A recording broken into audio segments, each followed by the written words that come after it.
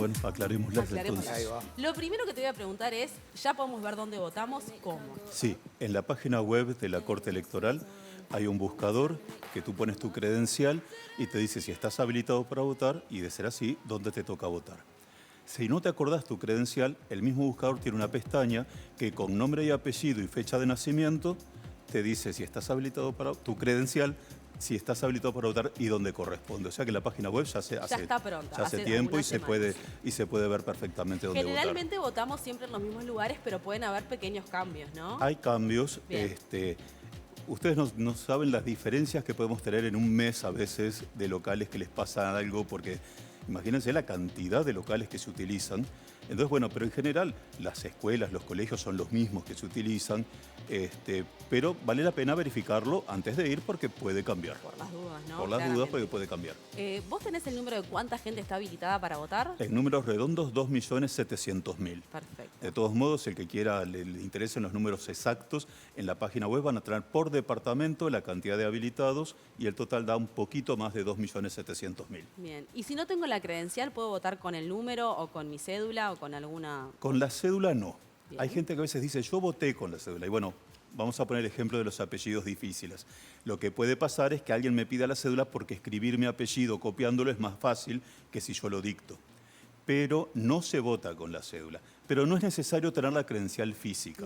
Alcanza con ir a tu mesa y enunciar tu serie y número y nombre y apellido y puedes votar sin ningún problema normalmente. Bien.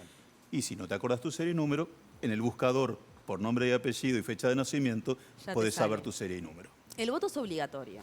El voto es obligatorio y no hay absolutamente ningún tipo de límites, ni de edad, ni de nada, ¿verdad?, para no votar. Porque hay distintas legislaciones para distintas elecciones. Ok. Por eso a veces puede confundir, ay, pero en tal elección los 75... No, aquí es obligatorio para todos votar. Lo que puede suceder es que haya justificaciones de no voto, ¿verdad? Y, por ejemplo, certificación médica, estar fuera del país o lo otro que dice la ley es causas de fuerza mayor. Entonces, 30 días después de la elección nacional y en el caso en que haya segunda vuelta, va a ser desde la segunda vuelta, se puede justificar la no emisión del voto. En la página web va a estar disponible recién después de las elecciones, cuando esté, si no hay segunda vuelta, inmediatamente 30, después de la bien. elección de octubre, si hay segunda vuelta, va a ser y por un plazo de 30 días se puede justificar. Va a haber un formulario para hacerlo en línea, o sea que la posibilidad de que la gente cargue la documentación allí y la posibilidad de hacerlo presencial. Obviamente, en línea hay determinadas comodidades que presencial hay filas para Que tenés que hacer. Vale la pena aclarar que las personas que lo hacen en línea no quiere decir que hay algo automático que ya les justifica. Desde nuestro lado hay funcionarios electorales verificando la documentación que se escaneó y demás, por lo tanto hay que tener paciencia para recibir la respuesta de la justificación. ¿Que eso es en ese mismo momento? No, por eso les digo, perfecto. justamente, uno cuando inicia el trámite va a tener un número de inicio de trámite como para poder hacerle un seguimiento y demás. De todos modos, ¿cuándo se necesita justificar? 120 días después de la elección y por un plazo de 120 días. Entonces tampoco es que usted precise, quiero justificar ya. Hay veces que la gente se pone nerviosa y demás, pero se puede justificar de esa manera. En el caso de que es causa de fuerza mayor, son las distintas juntas electorales de cada departamento los que justifican y deberá expresar, y si es posible documentar, la persona cuál es la causa de fuerza mayor que le impidió el voto. Bien, y si no voto y no tengo justificación, Si no vota, tiene una multa que es de 1 unidad reajustable, no recuerdo ahora de memoria el valor de la unidad reajustable, y en el caso de que sea funcionario público o profesional universitario son 2 unidades reajustables. La forma de pagar posterior a la elección va a ser también a través de la página web, que hay una plataforma de pago que con las distintas tarjetas o demás se puede pagar, y en el caso que alguien no tenga ese sistema, puede imprimir un comprobante y pagarlo en una red de cobranzas. bien, perfecto. Y ahora, ¿qué es un voto en blanco? ¿Qué es un voto anulado? ¿Y qué es un voto Bien. observado? De acuerdo. Para eso voy a hacer primero otra aclaración. Necesariamente se tiene que votar en su circuito. Ahí puedo votar en otro lugar. Vamos a decir, la general es no. No se puede votar fuera del circuito que le corresponde a cada uno. Las únicas excepciones son para los integrantes de mesa, el custodia y los funcionarios electorales que están atendiendo esas mesas, que sí, obviamente, votan donde están trabajando. Y en el caso de las personas en situación de discapacidad motriz, ya sea temporal o permanente, y su circuito está declarado como no accesible, pueden votar en cualquier circuito accesible de su propia serie y van a votar observado y necesariamente deberán mostrar la credencial y van a firmar una declaración jurada de su condición para poder votar. Bien. Eso me interesa también aclarar porque después viene con lo que es el voto ¿Qué es observado. el voto observado? Bien, la forma de emitir el voto es poner la hoja de votación, lo que popularmente conocemos como listas, dentro del sobre. En esta instancia, aparte, hay dos reformas constitucionales planteadas a la ciudadanía a través de hojas de ratificación plebiscitaria, que popularmente decimos papeletas, que son sí, y está el texto de una de las reformas, que es de color amarillo, que voy a usar la etiqueta de decir allanamientos nocturnos. Muy bien. La ciudadanía es responsable de estudiar y de leer qué es el texto que se está proponiendo, pero bueno, para aclarar, el sí en color amarillo y tiene el texto que se está promocionando, es por allanamientos nocturnos, y hay otra que es el sí en papeleta blanca, color blanco, que es por la reforma de seguridad social. De nuevo, eso es una etiqueta, hay que leer lo que significa que se está proponiendo la ciudadanía. Entonces se puede votar una hoja de votación, una lista, y una, dos o ninguna de las opciones de ratificación. El que quiera votar por no a las reformas constitucionales no debe poner nada. El no poner una hoja, o sea, no hay papeletas por el no a la reforma constitucional. El que no quiere, no pone nada. Muy bien. Cuando no aparece ninguna hoja de votación y ninguna hoja de ratificación plebiscitaria dentro de un sobre, eso es un voto en blanco. Perfecto. ¿Tá? O sea, no tiene que aparecer ninguno de los elementos válidos de la elección en la que estamos participando, eso es un voto en blanco. Cuando aparece acompañando cualquier objeto extraño, un boleto, aparece cualquier marca manuscrita o rotura que parezca intencional, en la que se entiende que lo que el elector hizo fue violar el secreto del voto. En ese caso, en cualquiera de los elementos que se están votando aparezca, anula la totalidad del contenido de ese sobre. Bien. Porque, ¿qué pasa? El voto secreto es un derecho y una obligación. O sea, es un derecho de todos los ciudadanos votar secreto, pero es una obligación votar secreto. Cuando en la forma en la que se emite el sufragio se demuestra que se está violentando ese secreto, también se anula el total del contenido. Perfecto. Voto observado es solo cuando se vota fuera de su circuito, que en este caso habíamos dicho los integrantes de mesa, custodia, los funcionarios electorales y las personas en situación de discapacidad motriz. Cuando tratamos el caso del interior, que hay circuitos rurales, quien tiene credencial de un circuito rural puede votar observado en otro circuito rural del mismo departamento. Bien. ¿Tá? Pero son los únicos casos de voto observado. Bien, los chicos sé que tienen muchas preguntas, pero tengo una que, digamos, popularmente se dice, y quiero saber si eso es así o no, que si uno vota en blanco, le termina dando su voto al que tiene menor porcentaje. Que si vota anulado, no. Ese voto no va para ningún lado. ¿Por qué pasa eso? ¿Por qué se dice eso? Se dice porque popularmente hay en el imaginativo eso, y no es cierto. Bien. ¿Verdad?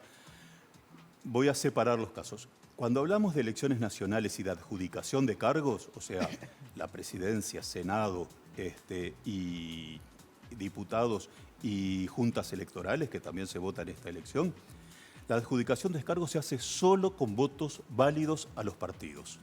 O sea que cuando uno va a calcular cuántos senadores le toca a un partido, cuántos diputados le toca a un partido, solo lo hace con los votos válidos a los partidos. Por lo tanto, no participan ni los votos en blanco, ni los anulados, y no participan de igual manera, o sea, no existen. Entonces no participan. Así que todo eso es un imaginativo que se usa, es siempre, sí, siempre, total. y nunca fue aparte. O sea, no es que, ¿cuándo cambió? Nunca fue así, ¿verdad?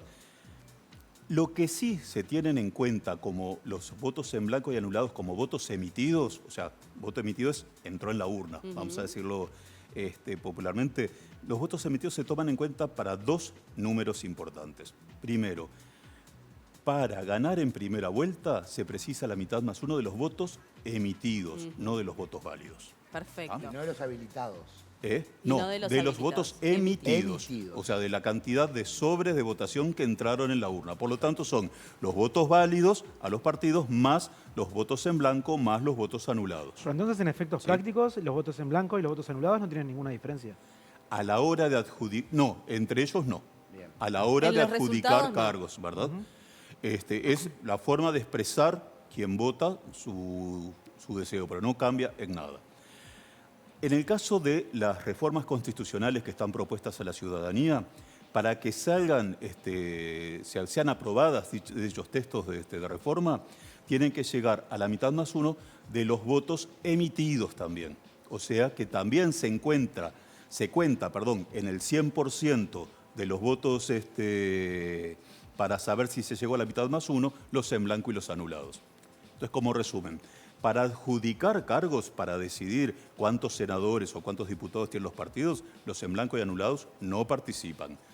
Para resolver si se gana en primera vuelta, porque hay que tener la mitad más uno de los votos emitidos, sí se toman Ahí en sí. cuenta. Y en el caso de las reformas constitucionales, para llegar a la mitad más uno, sí se tienen en cuenta. Voy a decir algo sobre las papeletas, las famosas papeletas de las reformas constitucionales. Ojo que cuando de repente nos dan listas por las calles, están metidas ahí adentro. Ábranlas porque capaz que alguien medio distraído pone una papeleta que no quiere poner y bueno, y termina votando algo que capaz que no quiere o no sabe o no está informado. Porque he encontrado algunas ahí como medias escondiditas, así que cuidado, nada. Espero que no me odien por esto los partidos, pero hay que decirlo porque es una realidad también, ¿no? Reglamentariamente, Sí. los partidos y los promotores de las reformas constitucionales están autorizados, siempre y cuando presenten un ejemplar a la Corte y la Corte los haya aprobado, para imprimir sus propias papeletas de reforma constitucional.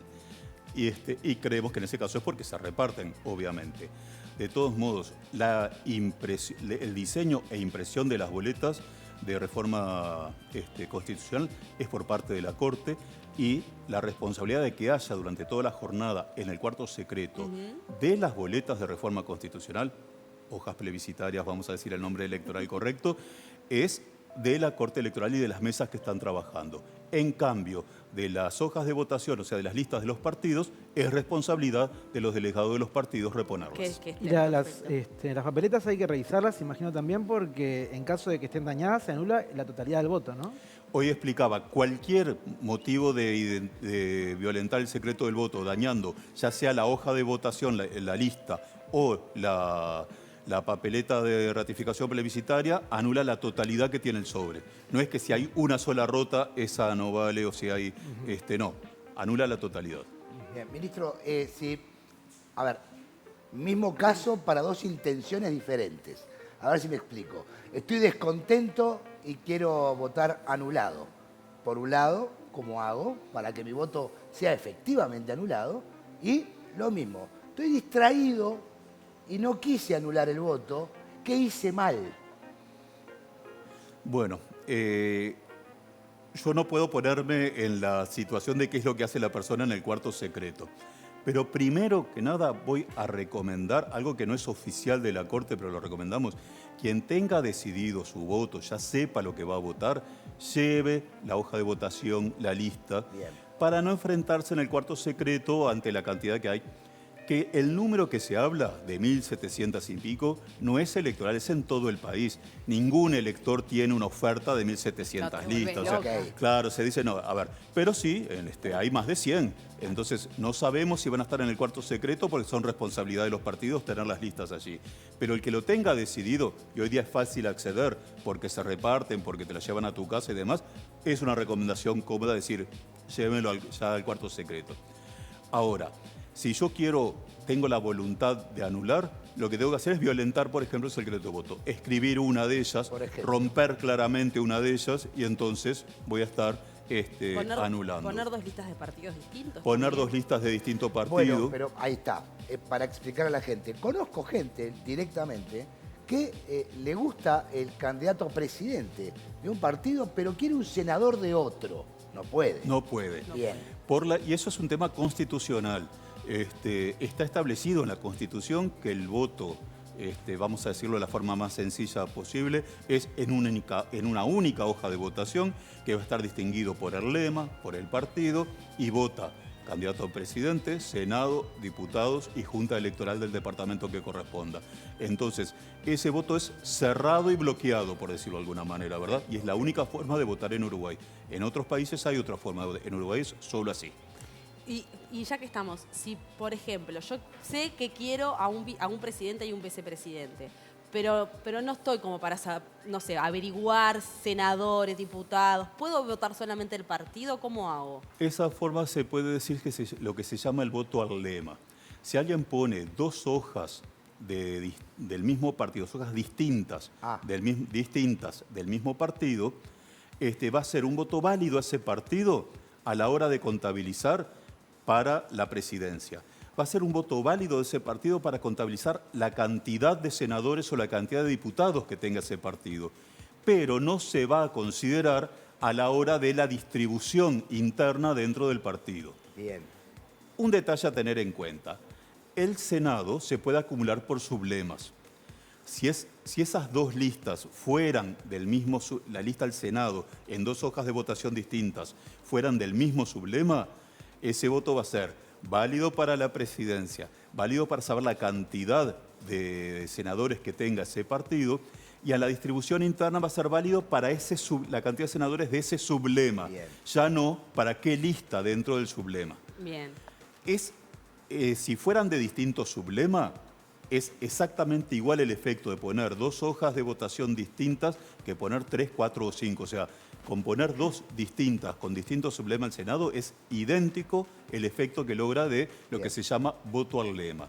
Si alguien votara listas de distinto partido, eso anula. Perfecto. Porque es una elección, o sea, lo que se está proponiendo es elegir. Y bueno, poniendo listas de distinto partido, por lo que hoy hablábamos, no se está eligiendo.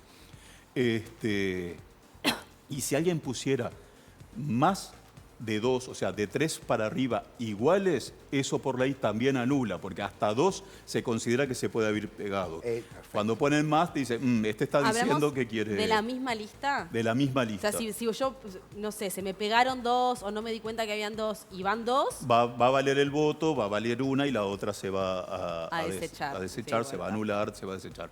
Pero si son 3... Si ya son 3, ahí se ya no es anula. que se fue pegado, entonces ahí ya Es una buena anula. aclaración. Es buena, buena. Dijiste al pasar algo del voto cantado. ¿En qué situaciones se considera voto cantado? Y si te pueden anular o la posibilidad de votar por ir identificado con algún partido, por ejemplo. No. Primero, la emisión del sufragio como voto secreto es porque se pone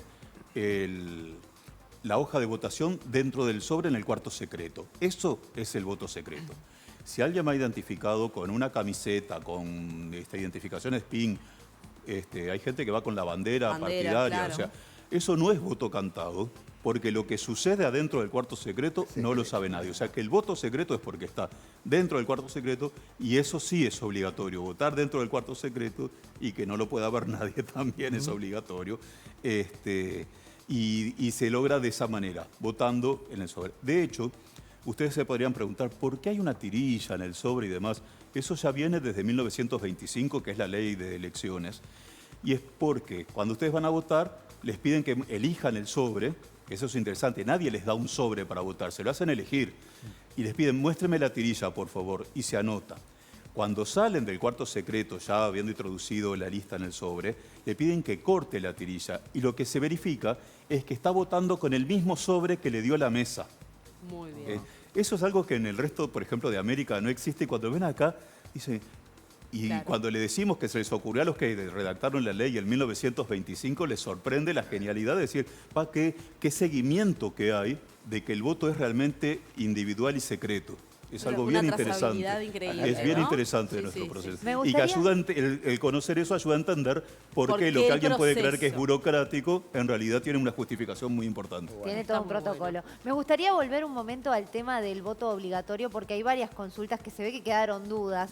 Por ejemplo, hay varios que plantean el tema de la edad. Si hay una edad a partir de la cual deja de ser obligatorio, ya me están diciendo no hay una edad, es obligatorio para todos. Quienes no puedan acceder por certificación médica, explicando, tendrán la posibilidad de justificar, como expliqué hoy. Perfecto. Y después otra cosa que preguntan es si una de las sanciones puede ser que les retengan las pensiones o jubilaciones por no votar, o es simplemente la multa. No, primero, si alguien paga la multa, levanta las sanciones que pueda tener por no haber votado. Ok. Eso como primer detalle. Segundo, sobre qué es lo que exigen otros organismos u otras identidades, ya no es responsabilidad de la Corte Electoral. Eso tendrá que ver quién le paga, ¿verdad? La exigencia de pedir no es solamente para los empleos públicos, los empleadores privados también le deben exigir por ley a sus empleados que demuestren haber votado. Pero bueno, eso ya es una exigencia que no la tiene la Corte Electoral y la tiene que hacer cada empleador o, por ejemplo, quien pague una pensión, el BPS y demás. Sí. Ya no es un tema que esté en la órbita de la Corte Electoral. Recordemos que dentro de las consecuencias por no votar, más allá de pagar una multa, es algunos trámites que no se pueden realizar, como por ejemplo, yo recuerdo cuando sos más joven y estás estudiando, quizás no te puedes anotar en la universidad, dar algún examen, cuestiones que te trancan por no haber votado y no tener ni justificación Eso ni hoy día ya está son más limitadas, pero por ejemplo, un trámite que tenga exigencia notarial, si no se votó, no se puede hacer. Pero les recuerdo algo que dije. Esa exigencia es dentro de una ventana que empieza 120 días después de la elección y dura 120 días. Salvo para ingresar a la administración pública, que la ley dice que tiene que haber, quien pretenda entrar a la administración pública debe haber votado en el último acto electoral obligatorio. ¿Tá? Pero para todo tipo de demostración por hacer un trámite o algo, es esa ventana de 120 días. Algo que se dice a veces es que no se puede repartir listas muy cerca de los lugares de votación. ¿Eso es así? ¿Se puede denunciar? La ley establece que primero se puede repartir y la ley establece a 100 metros de las puertas de los locales de votación. Y lo que normalmente las juntas electorales, que son las que organizan la elección en cada departamento y también la Corte, tenemos un criterio lógico, o sea, porque por ejemplo, un partido o una lista puede haber alquilado un local que queda a menos de 100 metros de un local de votación y cuando lo alquiló fue antes de que la Corte dijera acá va a haber un local de votación. Entonces, bueno, no podrá hacerlo en la puerta del local de votación, pero en la puerta de su local sí. Lo importante es que no haya que no se fustigue al elector con tomá, vota esto, vota esto. O sea, eso es lo que plantea la ley y se cumple. En Uruguay eso es bastante tranquilo al respecto. Ministro, esta persona dice, yo pienso votar solamente a uno de los plebiscitos. ¿Se puede votar solamente una de las listas a plebiscito y no otra lista? Sí, perfectamente. O sea, es un voto en blanco. Es un voto en blanco a la elección nacional y es un no a uno de los plebiscitos que no va a votar y un sí al plebiscito que va a votar. Ese voto es eso. Pero no podría anular el voto y a su vez votar un plebiscito, porque cuando anula ya anula todo. Anula la totalidad, exacto. O sea, se puede votar o solo la hoja de votación, o sea, solo la lista de los partidos, o solo una hoja de ratificación plebiscitaria, o solo la otra. Pero anular y votar a la vez no es posible. Ok. Por ejemplo, Mariano vota en San José. Entonces, él tiene que votar listas de San José. Sí. No se la puede llevar desde Montevideo. Yo sé que esto es muy básico, pero eso es importante. Las listas tienen, primero, están encabezadas por el lema, para que quede, lo primero que uno ve en la lista es el nombre del partido. Y hay un círculo en el ángulo superior derecho que identifica el número, que en general es histórico o, bueno, hay listas nuevas, pero que en general nos identifica claramente ese número a quien estamos votando. Debajo de ese número dice el departamento y la fecha de la elección. Entonces, en el ángulo superior derecho está toda la información, por decirlo alguna, de esa elección. Bien. Es importante que quien va a votar fuera del departamento en el que está actuando normalmente vea, porque, por ejemplo, hay veces que se reparten listas de otros departamentos en las terminales de ómnibus. Bueno, pues si va a tomar un ómnibus para ir al interior a votar eso, verifique si la toma, en esa situación, verifique que le dan la lista del departamento donde va a votar. Y está escrito debajo del círculo. Bien, ministro, en este caso, si yo pongo dos listas del mismo partido, es simplemente para votar al lema, ¿verdad? Sí. No es para elegir más integrantes ni al Senado, ni a la Diputación, ni representantes, nada. O sea, si el voto de alguna manera válido, claro, para los partidos y para los subsectores, es una lista. Claro. Y cuando se vota el lema, es también, o sea, aquí es un elector, un voto. No es que por poner 2 hojas vale más. Es un elector, un voto. Por eso yo le decía, un voto al lema, ¿qué es lo que contabiliza? La cantidad de votos de ese partido para la presidencia, la cantidad de votos para decidir cuántos senadores le toca. Pero claro, al ser el voto al lema ya, cuando uno hace otra cuenta que ya es a la interna del partido, ahí ya no cuenta. no cuenta Bien. a qué lista de Senado de ese partido está votando. Ministro, perdón, hace un ratito hablaba de los votos observados, algunos casos que podían acceder. ¿Cualquier persona podría acceder? ¿Hay que hacer algún trámite? No. Justamente, la regla general es que nadie puede acceder a votar observado. Esa es la regla general. Solo se puede votar en su propio circuito. Las excepciones que yo decía es por trabajar en la mesa, ya sea integrante de mesa o custodia, los funcionarios electorales que están atendiendo mesas y en el caso de las situaciones de las personas en situación de discapacidad motriz, si su circuito es declarado no accesible. Cada circuito, cuando ustedes ven, ya sea en el buscador o en la publicación, en la página web también están los archivos con todos los locales uno abajo del otro. Ahí dice si el local es accesible o no. Okay. Si el local es no accesible y alguien está en situación de discapacidad, puede votar en un local declarado accesible de su propia serie vigente, pero tiene que ser dentro de su serie vigente, llevando la credencial. Necesariamente tienen que llevar la credencial para poder votar en ese caso. Déjame volver a una cosa que mencionaste recién con el tema de los votos de listas de otro departamento. Si yo pongo la hoja de votación de un departamento que no me corresponde, ¿se toma el voto al lema o está todo anulado? No, también? es anulado porque esa hoja de votación, esa lista de otro departamento, en el escrutinio que vamos a estar haciendo, es un objeto extraño, no es una lista de la elección. Okay. Al ser de otro departamento, es un objeto extraño. Bien, acá hay una persona, le debe pasar, soy de Durazno, no tengo dinero para viajar, no hice el traslado, ¿qué hago? Voy al doctor, le pido un certificado. Yo no le puedo decir cómo tiene que justificar. Una de las causas de justificación es causa de fuerzas mayores, deberá explicar y justificar eso y la Junta Electoral considerará o no. ¿Dónde Lo explica? evalúa. Mismo en la web. En la página web, posteriormente. cuando es causa de fuerza mayor, se abre un campo para escribir cuál es el motivo. Perfecto. Cuando es por salud o por estar fuera del país, ya está la opción y poner. Un detalle de los de fuera del país que nos dije. Yo dije, hay desde la elección 30 días para poder justificar. Si no hay segunda vuelta, 30 días a partir de la elección de octubre. Si hay segunda vuelta, segunda elección, 30 días a partir de la elección de noviembre. Para quienes están en el exterior, esos 30 días cuentan desde que volvió al país. Ah. Cuando la persona vuelve al país, ahí tiene 30 días para hacer ese trámite. Es una buena aclaración porque Es si una no, buena capaz aclaración que yo hoy me lo había comido. Bien. Hay otra consulta que también se repite con respecto a las personas que no tienen la credencial. Si se va a habilitar un día después de este fin de semana como para participar en futuras elecciones o hay que esperar hasta cuándo para poder... No, el plazo para inscribirse en el Registro Cívico Nacional, eso quiere decir sacarse la credencial, está establecido por ley y fue el 15 de abril de este año. Seguramente ustedes recuerdan, porque aparte noteros de todos los canales iban a ver las filas que había de una manzana entera en la Porque corte. siempre dejamos todo para Porque último siempre momento. se deja para el último Así momento. Hay somos, 5 así años somos. para hacer esos trámites y se va los 2 últimos o 3 días últimos, que es tanto haya sido para renovar como para sacar. Ahora, hasta que no se abra el nuevo periodo inscripcional, que es en julio del año que viene, o sea que la persona que no hizo ese trámite, no solo no vota ahora, no votará en la segunda vuelta, tampoco votará en las elecciones departamentales y municipales de Ok. mayo. ¿Renovar, dijo? No, renovar sí. Renovar se puede renovar en cualquier momento. Trasladar. Trasladar. Capaz que yo me equivoqué. Claro, perdón. no, claro. No, renovar se puede renovar en cualquier momento. Trasladar también venció el paso. ¿Por qué se renovaría?